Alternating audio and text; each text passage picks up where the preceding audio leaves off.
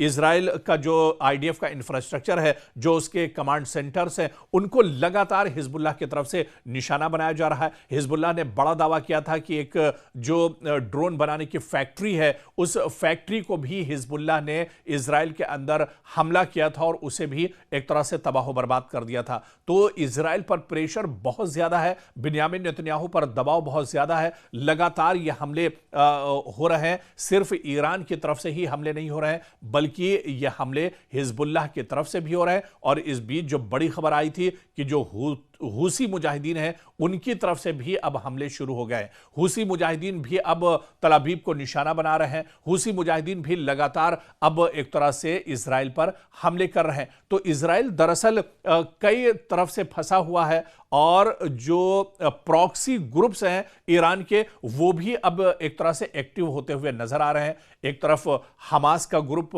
Hamas के जो मुजाहिदीन हैं, वो लगातार गजा और इजराइल पर हमले कर रहे हैं। गजा पर उनकी निगाहें लगातार टिकी हुई हैं।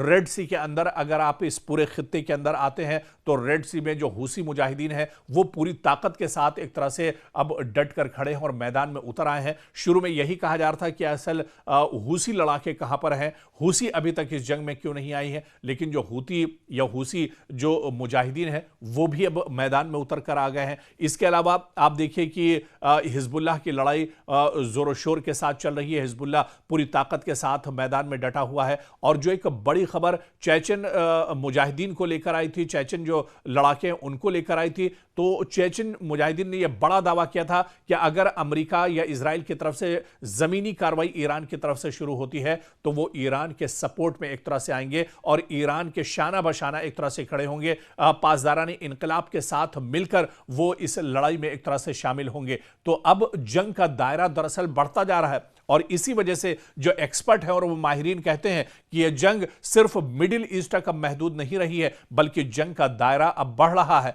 एक तरफ जहां पर अमेरिका और इजराइल है, तो वहीं पर अब इस जंग का दायरा दरअसल इस तरह से भी बढ़ रहा है क्योंकि अबनाए हुर्मुज को लेकर अमेरिका ने पूरी दुनिया से दरअसल मदद मांगी थी। यूरोपियन कंट्रीज से उन्होंने मदद मांगी थी। गल्फ के जो ममालिक हैं, जो अरब ममालिक हैं, उनसे भी दरअसल मदद मांगी थी अमेरिका ने। लेकिन अमेरिका की मदद के लिए कोई खड़ा नहीं हुआ क्योंकि अमेरिका की जो पॉलिसी है उसे दरअसल अब दुनिया एक तरह से समझ चुकी है।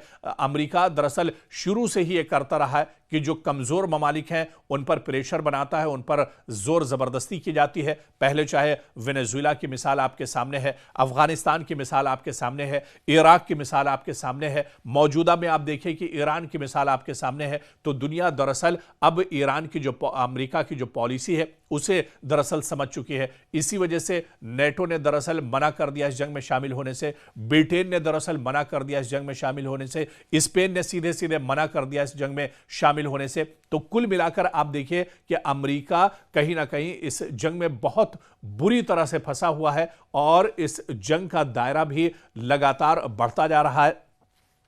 हालांकि रूस और चीन जो दुनिया की बड़ी ताकतें हैं, ये कोशिश कर रही कि जंग रुकनी चाहिए क्योंकि स्ट्रेट ऑफ हुर्मुज या अबनाए हुर्मुज पर जिस तरह से ईरान ने बहुत सख्त पहरा लगाया हुआ है, इसके बाद पूरी दुनिया में ऑयल गैस एनर्जी को लेकर एक बहुत बड़ी किल्लत महसूस की जा रही है और पूरी दुनिया पर इसके असरात एक तरह से देखे जा रहे हैं। और इसी तरह से ईरान ने कहा था कि अगर जंग का दायरा बढ़ता है तो बाब मंदब जो है, जो अबनाए हुर्मुज की तरह ही एक समुद्री रास्ता है, उसे भी एक तरह से बंद कर दिया जाएगा। इसी तरह से हूसी जो लड़ाके हैं उन्होंने कहा था कि रेड सी को हम पूरी तरह से बंद कर देंगे। बल्कि जो हूसी लड़ाके उन्होंने कहा था कि दुनिया का जो सबसे बड़ा इंटरनेट का सिस्टम जो जेरे समंदर है, समंदर के नीचे है, जमीन के नीचे है, उसको भी एक तरह से डिस्कनेक्ट कर दिया जाएगा। तो पूरी दुनिया में इंटरनेट सप्लाई को लेकर एक तरह से कोहराम मच सकता है।